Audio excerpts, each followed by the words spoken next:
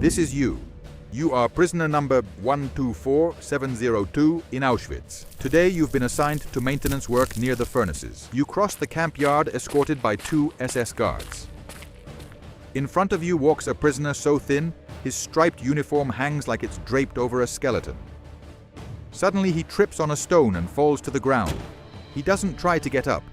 He just stays there, breathing like a wounded animal. The guard walking behind you stops. He sighs in boredom, like he just saw a fly land on a table. Without raising his voice, he pulls out his weapon. The shot echoes across the yard. He stops moving. No one turns around. No one speaks. In Auschwitz, learning to look the other way is just as important as learning to breathe. You lift your eyes for just a second, not out of hope, out of calculation. Watchtowers, armed guards, dogs hungrier than you, electrified fences humming in the silence. Everything in this slaughterhouse is designed for one thing, to make sure no one escapes. And yet, since yesterday, there's an idea you can't get out of your head. A mistake you noticed during the 6 o'clock guard shift. For exactly 12 seconds, one of the towers stopped covering part of the yard. A blind spot, a 3-meter space where no one was watching. It doesn't sound like much, does it? But here, 12 seconds is the difference between being a man or ashes. Look at your hands. Your fingers are black and your nails are torn out. You're 28 years old, but you weigh 40 kilos. If you stay here, you'll die today or tomorrow. So you choose today. You either walk out of here or you get carried out in a bag. But how the hell did you end up in this slaughterhouse?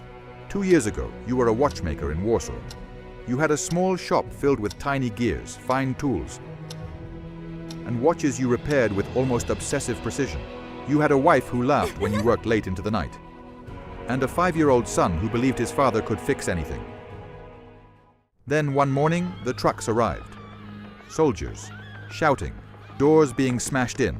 They drag you out of your home before you even understand what's happening. They shove you into a train wagon built for 8 cattle. There are 80 of you inside. You spend 3 days standing, no water, no air, listening to people die slowly around you. When you arrive, the ramp, the floodlights burn your eyes. An officer moves his finger, left or right.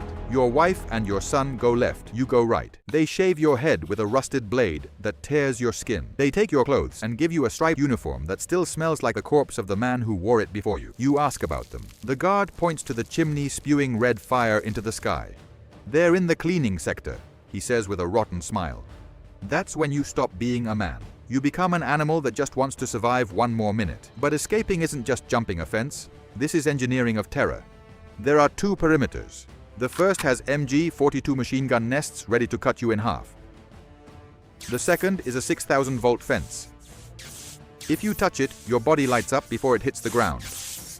But you have the key. You work in furnace maintenance.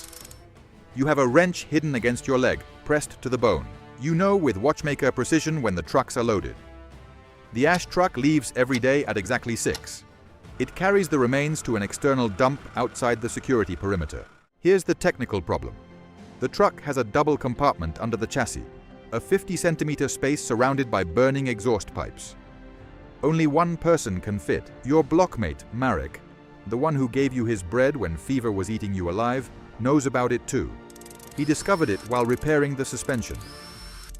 If both of you go, the suspension drops 3 centimeters too much. The guards at the exit judge the truck height by eye. They're professionals. If you both go, you both die. If you go, he stays, and he'll be eliminated at the evening roll call. It's a simple choice, right? His life or yours. You have 10 seconds. Marek looks at you with sunken eyes. He trusts you. He thinks you're a team. He tells you the truck is ready, that you should go first. Check the rear wheel. I think there's a loose bolt. You lie. He kneels down without suspecting anything. Turning his back to you, you grab the metal wrench, heavy, cold. You fill your lungs with stale air one last time. You strike the back of his head. You feel the vibration of the impact in your elbow. He collapses instantly, without a sound. You drag him behind sacks of lime. Your lungs burn. You slide into the hidden compartment. The metal burns your back at 90 degrees. The engine roars to life, shaking every bone in your body. The smell of ash burns your nose, but the taste of betrayal is even more bitter than the smoke. The truck stops. First checkpoint. You hear the hysterical barking of dogs. They're inches from your face, separated only by a sheet of rusted metal. You feel their claws scratching the surface, looking for human flesh.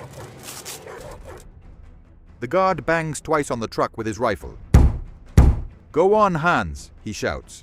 The vehicle moves forward. Your heart slams against your ribs like a hammer. Every bump hits your spine directly. You've been breathing soot and carbon monoxide for an hour. Your eyes water, but you can't wipe them. The engine finally stops. Total silence. You're in the forest, near the Sola River. You have to get out now. You slide through frozen mud while the driver steps out to smoke. You hear the click of his lighter. You run toward the trees, hunched over.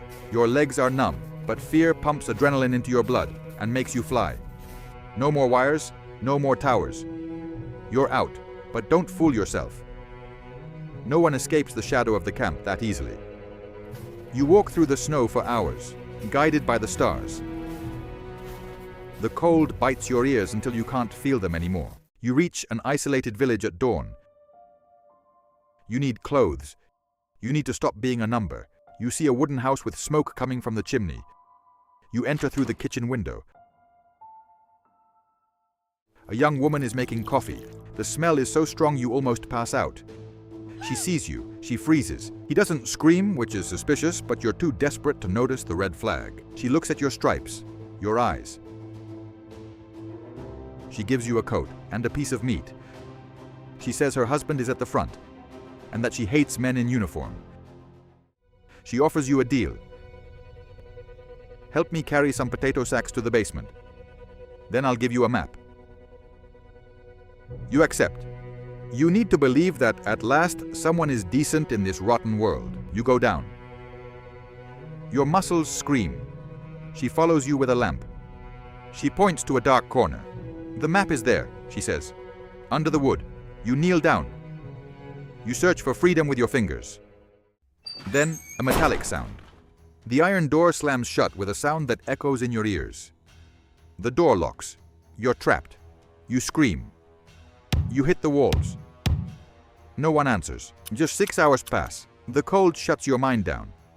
Suddenly, you hear voices above, heavy leather boots, laughter. The door opens and the light burns your eyes. She appears, smiling, with an SS officer beside her, calmly smoking a cigarette. The officer pulls out a stack of cash and hands it to her. "Good work, Helga," he says, staring at you with pure disgust.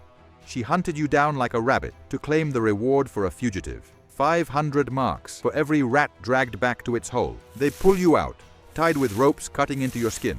They shove you into the trunk of a black car. They're not heading back to the camp. They turn off into a clearing in the woods, far from the road. They force you to kneel in untouched snow. The officer draws his weapon. He wipes it with a silk handkerchief, with a calm that freezes your blood. He looks you in the eyes and shows his perfect teeth. "Prisoner number 124702 died attempting escape," he says. "Let's save ourselves the paperwork." He cocks the gun. The metallic click is the last thing you expect to hear. You look up at the gray sky. It's the same color as the ash from the furnaces. You betrayed Marek, the only man who cared about you. All for this, to die in a forest, at the hands of a man who smiles. But the officer doesn't shoot. He lowers the gun and lets out a laugh that echoes through the trees. He throws a clean striped uniform into your face. "I'm not wasting a bullet on trash like you. The commander wants you alive." As an example, they take you back, but not through the main gate. They take you straight to Block 11, the punishment block. And there he is, your friend, Marek, still alive, but his eyes are two endless black pits. They cut the tendons in his ankles, so he would never think about running again. He lies on the floor, in his own dried blood. The officer puts a leather whip in your hand. It's heavy, still damp. "If you want to eat today, give your friend 20 lashes, in front of the entire barracks. If you refuse, they throw both of you into the starvation cell, until your lungs give out. If you do it, you prove to the camp that you're no longer a man, that you are one of them." You look at Marek. There's no hatred in his eyes, only an endless emptiness that consumes you. You look at the whip. You look at the bowl of hot potato soup, held by a guard in the distance. You feel the steam on your face, challenging your senses. You raise your arm. The first strike lands, dry, against your friend's back. You feel nothing. No pity, no disgust, no remorse. Only the roar of your stomach, demanding its tribute. They give you the soup. Marek doesn't move. He's just a broken mass of flesh on the floor. The smoke keeps rising from the chimney, staining the sky an eternal gray. And you, ignoring the taste of blood in the air, you swallow. The broth is still warm,